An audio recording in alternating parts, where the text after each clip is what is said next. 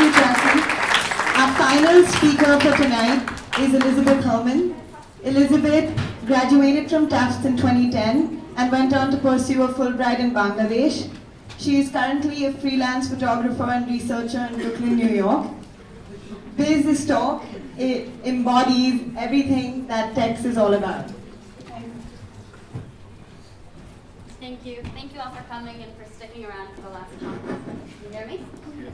Okay. Who here considers himself a critical thinker? Okay. Okay, then I better give a good talk. We've all been taught critical thought, the process of questioning our assumptions throughout our lives. It has been written as a standard in our curricula. It's been emphasized within the walls of this institution. It is a huge part of our education as liberal arts college students.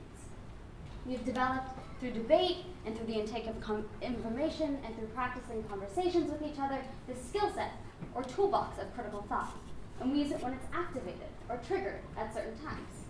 And when is it activated? At what times are our processes of critical thought triggered? While this is by no means a comprehensive list, here are a few such examples. When we are confronted by multiple perspectives or by opinions that are not like our own.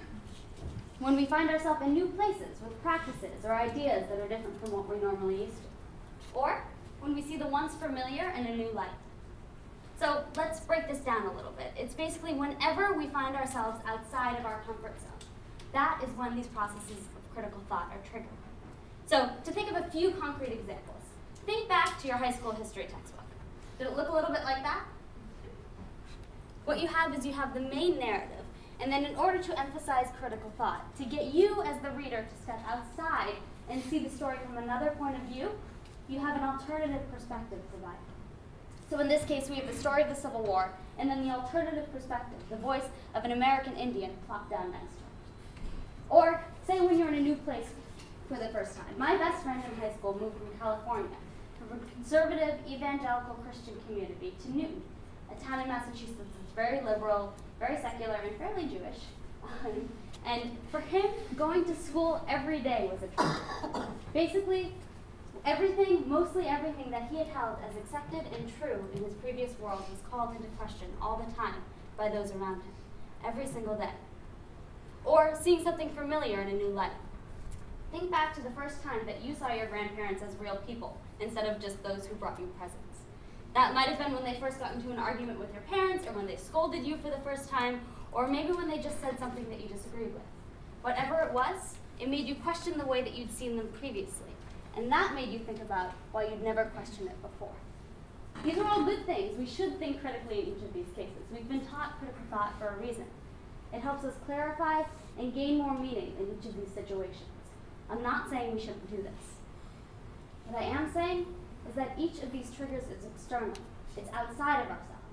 And what we need to do is to think critically, more broadly, to figure out ways to think critically even when we are not outwardly triggered to do so. Because right now, in certain ways, critical thought is kind of like a special occasion, so to speak. We think critically when we're provoked. Instead, we need to find ways to think critically more broadly, even when it doesn't seem immediately necessary or obvious. So, taking another step back, let's ask why. Why are we even doing this in the first place? Why do we need to think critically? Say you open the paper one day and you see this photograph, accompanied by the caption, 20 terrorists executed after capture. The next day you open the paper again, and more good news, you see this photograph with humanitarian aid delivered to guerrilla fighters. In truth though, they're actually the same photograph, just cropped in slightly different ways. When you take a photo, you are choosing the elements that you want to be included and excluded from the frame, depending on what you want that photograph to say. But in truth, really, we do this all the time, everywhere. Whenever we tell a story, whenever we write our own or others' histories, or whenever we construct our Facebook timelines even. It is pervasive. You are choosing the events that you want in and out of the representation of your life.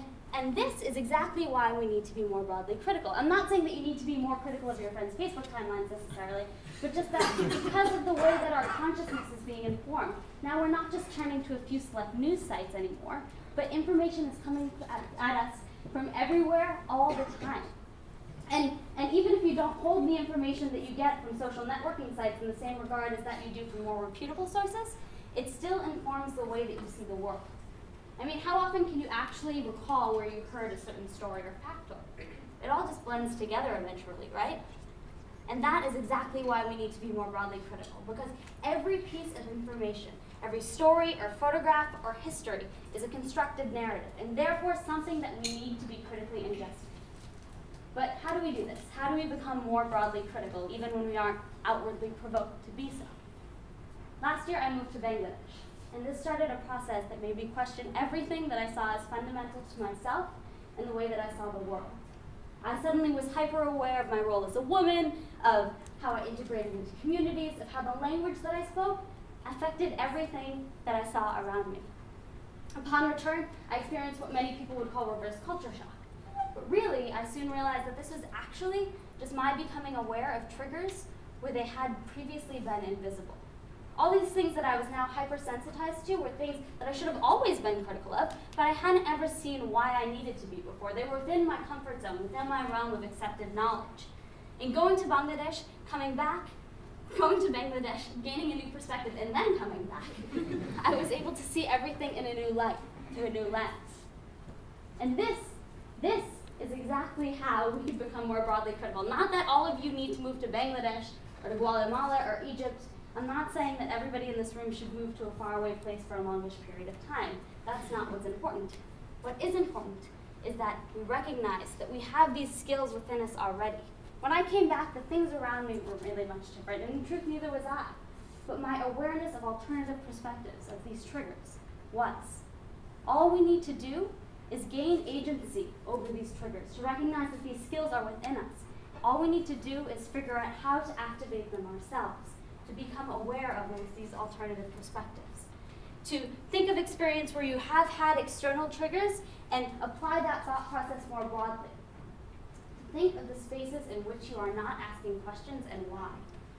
Perhaps that's sitting around the dinner table with your family, or maybe that's sitting in your favorite professor's class, or even in questioning your own personal beliefs and values.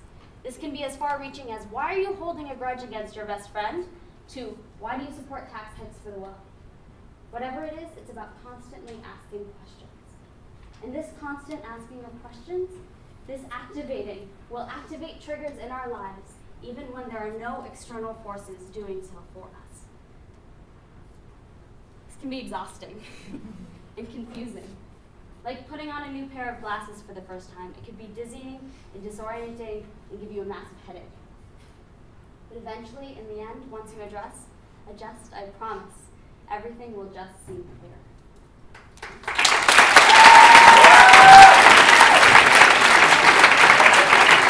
Thank you, Elizabeth, and thank you to all the speakers. Thank you all for sticking around. So there we had it, 7 great speakers, 7 brilliant ideas. But this is not the end. Tonight's just the kickoff.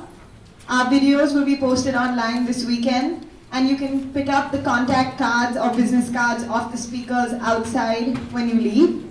I would just now like to quickly thank the Institute of Global Leadership, the Office of Campus Life, Professor Deborah Cooney, Johnny and Luke for all their support during this event. I would now like to call upon the TEX speakers as well as the TEX team to come up in front, because they work together to provide you with this wonderful evening.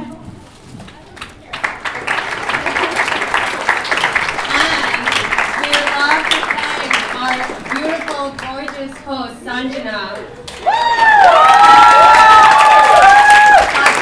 She's the founder of TEX, and she loves TEX, and we can't imagine our meetings without her accent and us imitating her accent and her imitating ours. So we'll miss her, and we owe a lot to her.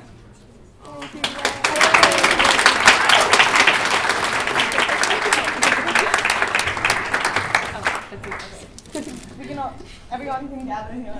Yeah.